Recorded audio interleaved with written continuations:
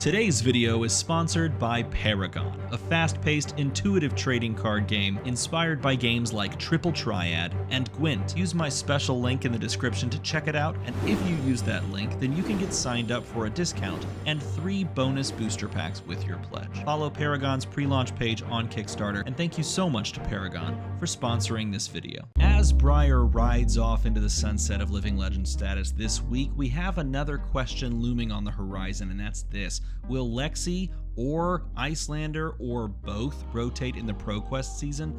Let's take a look and see how close they got. As you can see, this was updated in September the 12th, so this is like through the national championships. There was an event this past weekend. You should go check it out on Savage Feats. It was a fantastic production, but the main event of the Battle Hardened was it was a blitz, a team blitz, and the PTI, or the side event, the PTI there, does count for 2 points and is currently being played as I'm recording this in the quarterfinals, so that kind of gives you a time frame of when this video is being recorded. Nevertheless, this is the standings as we see it. Lexi sitting at a comfortable, very close mark of what, 74 points? Looks like 74 points needed to cross the finish line, which at 74 points means that she only has to pick up, what is it, 37? Yeah, I think it's 37 out of the 300 pro quests to actually hit Living Legend status. That is, she has to pick up 12.3% of the overall points available. Yeah, Lexi's gonna do that. So Lexi is going to rotate this ProQuest season. At the conclusion, if there is a ban and suspension announcement, at the conclusion of the ProQuest season, she will rotate. If not, then I think there's one more before Worlds in November in Barcelona. I'm not sure. I think there is, though. The really interesting sticking point is Iyslander, though, because Iyslander's sitting at 834, and with 834 points, she actually needs to win 83 events out of the 300 events in order to rotate. That's 27% of the entirety of ProQuest points has to go to Iyslander in order to pick up this win. And that's saying something. So there's an actual real chance that she could miss the mark by like a few points. She could pull a prism. There's a real chance she could pull a prism. It would take maybe a bit of a concerted effort of people running her out there and trying to get her more points to have her cross the finish line. Nevertheless, if she does not, she is going to be live for the calling in DFW, and I think the calling Australia, like Melbourne, I think there's one there. And then, of course, if she doesn't, convert on any of those, she's live for Worlds, which is quite interesting. And it begs the question, well, what is this meta going to look like if Lexi, or I should say when Lexi rotates, and if Iyslander rotates? If you want my prediction, I do think that she will probably rotate alongside of Lexi, who I would be shocked and appalled to find out that she does not rotate this ProQuest season. I think she will, but what does this mean for the rest of the meta, and how can you take this understanding and apply it to what you're prepping for, either in the calling that is coming up or in the World Championships? Let's talk about it. Okay, so yes, it is a little cut off on the bottom, but that's okay. Just work with me here. These are the heroes that have Living Legended up to this point, as you see down at the bottom. And if we just assume, which I think is like just a guarantee, that Lexi is going to make her way out, and we can just maybe guarantee, maybe, that Iyslander also makes her way out, then this is what we're looking at. I do think, and this is not counting, well, it kind of is counting, some of the things that we know about the upcoming set, in that we're going to be receiving a lot of Mechanologist support, a lot of Mechanologist cards, and I do think that Mechanologist is going to become good. I think it's going to be quite good, but I do think that the best hero starts to be Dromai, because I think Dromai is already the best hero. I mean, if we're looking at the meta right now, not the best hero right now, but if we're looking at the meta right now, of the 3, I think this is kind of how, and a lot of people maybe argues this is kind of how we see things shaking out right now. And you pull away the premier aggro deck, and then the deck that technically loses to Dromai, but has some really annoying corner cases where they can freeze you out, and you're just left with Dromai sitting atop. Now, with that being the case, I think, and this is the really interesting thing, I think both Katsu and Fi become very dangerous. And if we're leaving best deck as a 1-deck column, which I know some people prefer, then I think Fi is your kind of like counterplay into Dromai, and I do think that this is a very real conversation that should be had going forward about whether or not Fi is just, better than Dromai, period, end of story. But if you had to just put me on something, if I had to tell you what my opinion would be, I would go Dromai as number 1 with Fi as number 2. So if you're one of those people that likes this column to be one deck, then this is how you should put it. And if you're okay with multiples, then this is what I would say. And I think Katsu is good into Dromai as well. I do think people think less of Katsu in a general sense, and I do think that he's got his own issues in comparison to something that is much more consistent like Fi, but he just pushes a ton of damage, and you can just get there with Katsu. So I think Katsu definitely floats up there. And then the other one that kind of begs the question is like your Bravo matchup. And I bring up Bravo because you look at what Dromai has to do into a deck that can be built like a fatigue shell, and Dromai has to include a sort of just a full package of fatigue cards just to be able to play into like a fatigue strategy. Otherwise, you just get blown out over the course of the entire game. With that understanding, Bravo has to sit somewhere here towards the top, simply because Dromais have to respect it and have to play a sideboard matchup into it. Otherwise, they'd probably just lose to Bravo. And yes, I do believe that's the case for both Empress and also the Big Dragons version of Dromai. I think both have to have a plan into this and have to dedicate sideboard equipment and slots to playing Bravo. So I think Bravo is one of those heroes that also just sits up there. Plus, Bravo feels pretty good into the Fi and just Ninja overall Katsu play, simply because he can kind of do some stuff that Oldhim did, just not as good. And he can be very disruptive and play things like Spinal Crush and things like Crippling Crush that hurt Ninja's hands, and when you hurt Ninja's hands, they can't slash you. That's literally what happens. That's how it functions. So these, to me, feel like some of the more powerful heroes on the board, along with something like an Azuri. Now, Azuri feels good into everything except Dromai. And that's the scary spot for me, which is why I'm kind of hovering her right here.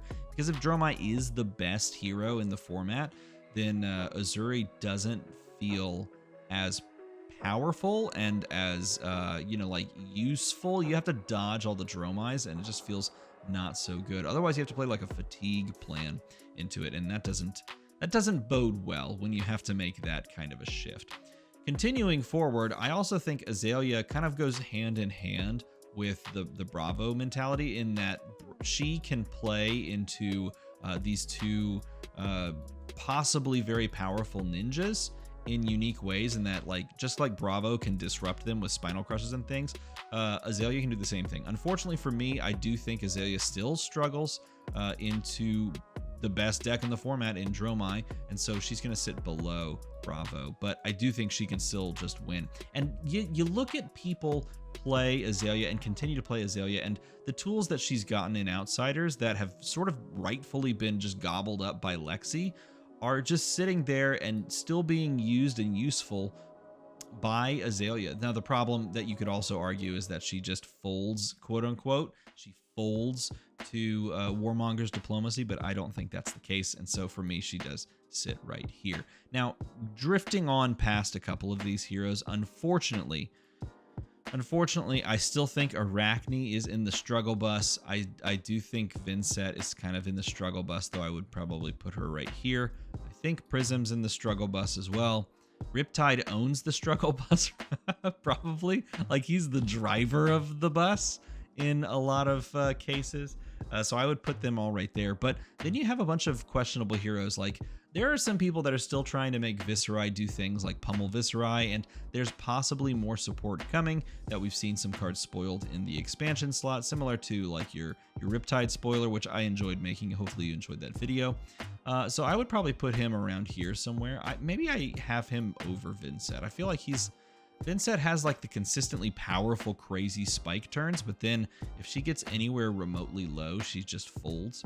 Whereas Viserai, he folds to, in the current builds or the previous builds, he folds to Warmonger's Diplomacy, but maybe you can tweak the deck, and people are tweaking the deck to try and get toward the top tables and things like that. But to me, these are probably the most struggling heroes. And then we have some of these more okay position mediocre heroes, and like your Leviathan still feels underpowered and underwhelming compared to what we thought.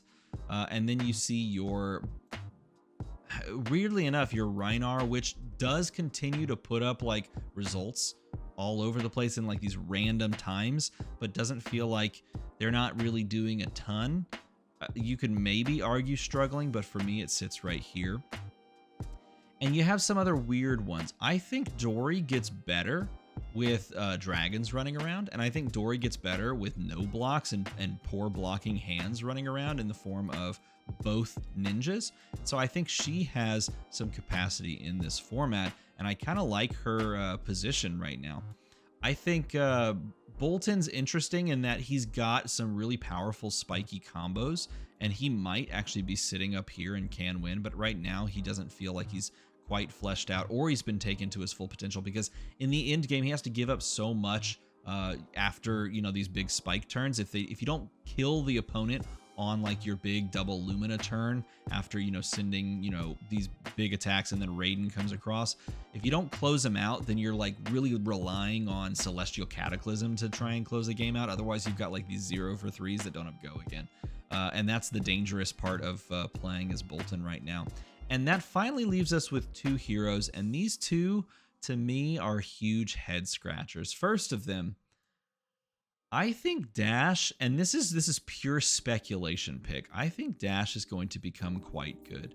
And I think that off of the back of the cards that we're going to get in the next set in Bright Lights. I think she's going to become even better and more refinable. But she could also, and this is the kind of the weird part, she could also just be pushed directly out in favor of one of the new heroes, one of the new mechanologist heroes, which if you're watching this on Monday, you should definitely go check out 3 Floating's spoiler video for one of the new heroes. Looks like he's got a wrench. That's pretty cool. Probably going to be boosting or maybe messing around with items. I don't know. Either way, I'm going to be there. It's 2 p.m. Central, so check that out. 3 Floating.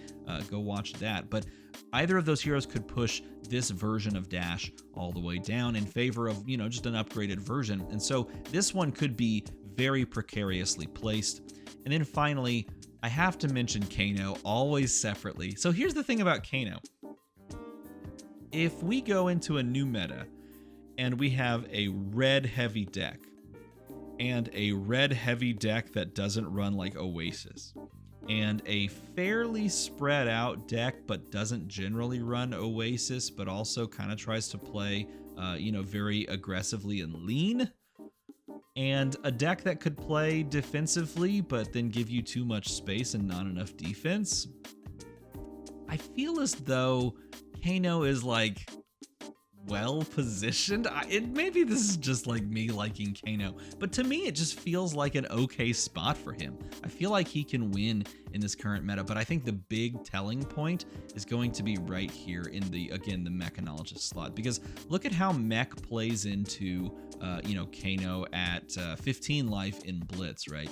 They just roll him over. They try to push as much damage as possible. And if that is supported even a little bit in this upcoming set, then he could be feeling the same kind of fear of mechanologist that he does in Blitz in some respects. So this to me is a question mark as well. I could be overselling it. You're probably going to say that I'm overselling it. He should be somewhere. I don't think he should be struggling. He's definitely not struggling. He's like his own tier. Like I should put him off somewhere over here where it's just like the Kano tier where he lives, but I'm going to put him in the can win category. So to me, this is how I'm viewing the meta going forward. And with this in mind, deciding whether or not I'm going to play this hero or that hero for something like the Calling DFW, I'm looking at this to make my decisions on what I want to be playing. Yes, I have been trying out different versions of Phi, just because I do think Phi is fairly well positioned against a possibly Dromai heavy meta. But of course, I've played so much Dromai. Dromai is actually the #1 hero I've played in Classic Constructed in the entire span of the game since 2019. I've played more Dromai than any other thing in Classic Constructed, so it's very hard for me not to just pick up Dromai and just go with it.